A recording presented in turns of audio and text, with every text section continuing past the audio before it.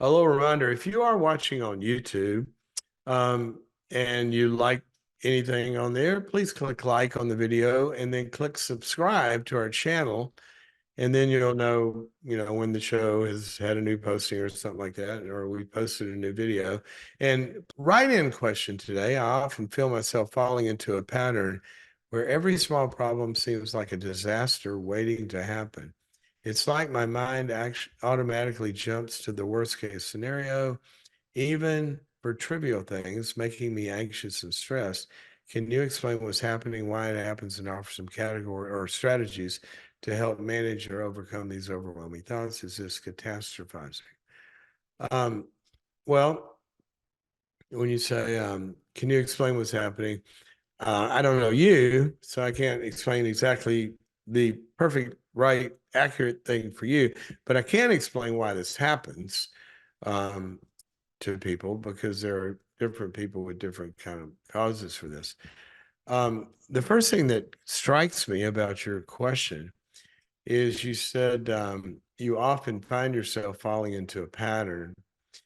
And when I hear often find myself, if you were sitting in my office, you say, I often find myself, that's present tense. And I would want to know, I would ask, so when you say you often find yourself, is this new? You find yourself, no, I find myself like presently now, like you weren't this way before and you are this way now. Is this new? And if it's new, when did it start? And what happened in the year or two previous or kind of like right around that time? Because what we're asking is, there may have been a precipitating event that caused this, that tapped into, is the word I always use, tapped into something, or broke something in you. If we go out driving today and somebody T-bones us, you say, my car doesn't work well. Well, how long has it been this way? Well, it's fine until I got T-boned at the intersection. Oh, well, there you go, right? Well, if you didn't get T-boned, you're driving along and started to be that way, and they go, whatever, well, nothing really happened. Well, then when they open up the hood, begin to do a lot of diagnostics. So I would want you to look back and say, was there an event that caused this? I may need to do some work around that event. And also, what did that event mean to me and what did it tap into, et cetera? That's the first thing I hear in your question. And then when you say every little problem seems like a disaster waiting to happen, your mind automatically jumps. Okay. Now, without knowing more,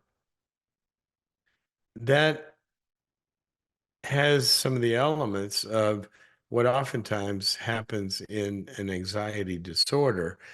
And these little bitty things are, like you're saying, small problems. They're not big problems, but your mind begins to interpret them as really big problems. And all the whistles and bells go off and alarm systems of, like you said, a disaster is waiting to happen. See, anxiety is an overwhelming sense of dread. And what do we dread? We dread something that's coming, but actually that dread is being presently produced by a whole system in your body, in the adrenal system and all of that, where chemicals are being released that actually produce the feeling of dread. And what your mind will do is it will begin to explain, why am I having this feeling? Because if I get on that plane's going to crash. You hear a little problem like a squeak in the hydraulics. Oh, the plane's going to crash. Or you get you get a little email from somebody in another department in your company, and you go, oh no, I'm going to get fired. Well, that what's happening is a lot of times you got the seeds of an existing anxiety disorder. And I would want you to begin to talk about that with someone, because typically that could be from something that happened, but it could also be, and this is where the real gold is mined, that unfortunately a lot of therapies don't look at. I remember in my training, I heard one of the most life-changing things I ever heard. from somebody that I was mentored by. Um, and they put it this way. They said, we, in a sense, we don't treat depression. We treat the mind, heart, and soul that is producing depression. Okay, it's sort of like if you're, um, if your car's emitting really toxic kind of fumes, you don't treat the fumes, even though we do treat depression. I mean, we do things to get rid of the symptom. But what we're really interested in is why, as I metabolize life, is my system producing these low moods? So that's where we get into deeper questions, like how isolated are you? Or did trauma happen? Or do you have some wiring of thinking patterns? You mentioned catastrophizing. That's one that a lot of the cognitive therapists will talk about a lot. That there are thinking patterns, sort of software in your head, that when you feel that little anxiety, it begins to only have one place it can go, and that's to catastrophe.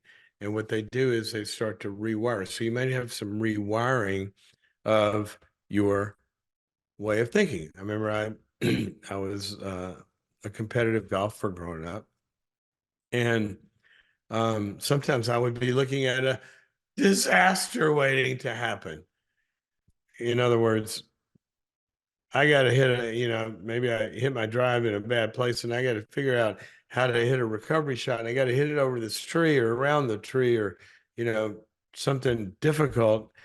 And I remember my dad would be out there and I go, my gosh, look where I am. It's 180 yards and and I got to go around it and there's a lake and blah, blah, blah. And I remember he used to have a saying, he'd say, come on, son, that's no hill for a climber.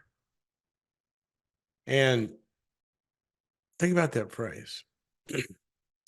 Sometimes we look at a problem or a hill and all we see is the hill, but you've lost touch with your abilities. And if you're in touch with your abilities, that's really no hill for a climber. I mean, climbers get over hills. That's what they do. This is kind of like the, motivational talk that you get in the locker room when you're 15 points down.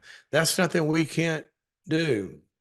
One of my favorite passages in the Bible, when they're going to look at the promised land and they peep over the fence, and there were 10 people that did what you said. They're catastrophizing. They're seeing, oh, the warriors are so big and tall, and there's giants in the land, and there's all these problems. Oh no, oh no. And then there were two of them that didn't think that way, Joshua and Caleb. And they said, no, God is with us and we will win because God is with us. In other words, the software in their head interpreted that event differently. So once you look at some external kind of things that might have happened to you, things you've been through, I want you to also ask the question, is this like wiring that I'm bringing to that circumstance that makes me vulnerable to it? Are you really emotionally isolated right now? Okay. Are you feeling powerless because people have control of your life? Your life? Um, have you been through some loss that's causing this? This can be a symptom. Negative thinking can be a real symptom of a clinical depression. It produces negative thinking cycles. You may need some medicine. You may need some help. What's going on inside? And that's where you sit down with a good psychologist, psychiatrist, counselor, and they know how to look under the hood. And then, yes, it can be that it's time to rewire those thoughts. You said offer some strategies. The main way people do this, and you can go to boundaries.me, I have courses on this, on your thinking styles and overcoming all this stuff. But it's good to keep a log of your thoughts and what you're telling yourself. That's what cognitive therapists get people to do.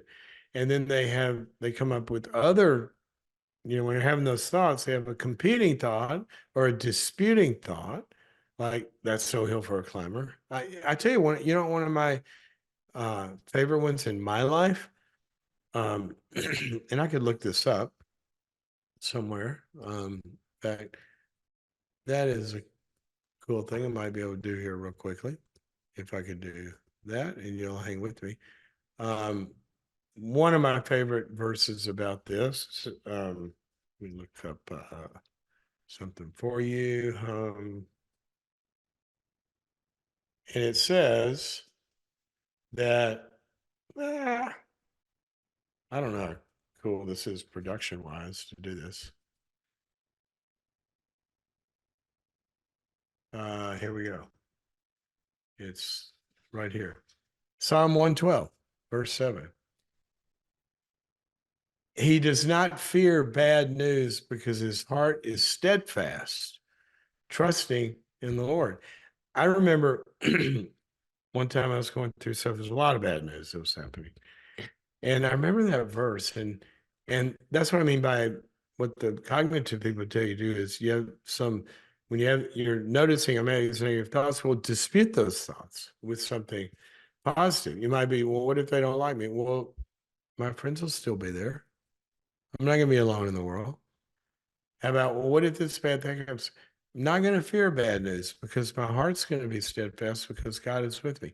And so you're rewiring it. But the strategy to that, like you said, is to learn what your negative thinking patterns are and then have disputing thoughts. And ultimately, what that does is it begins to rewire the brain, is the way that some people put it. But you can rewire software. I mean, your computer does this every day. You're hooked up to Wi-Fi, and you will get a little thing on your screen. And what does it say? It says, click here for updates. Your software has a bug in it. It's got negative thinking. So they download the update and it gets rid of that code and writes new code over that. Not a bad analogy for what goes on in people's heads. That's how that works.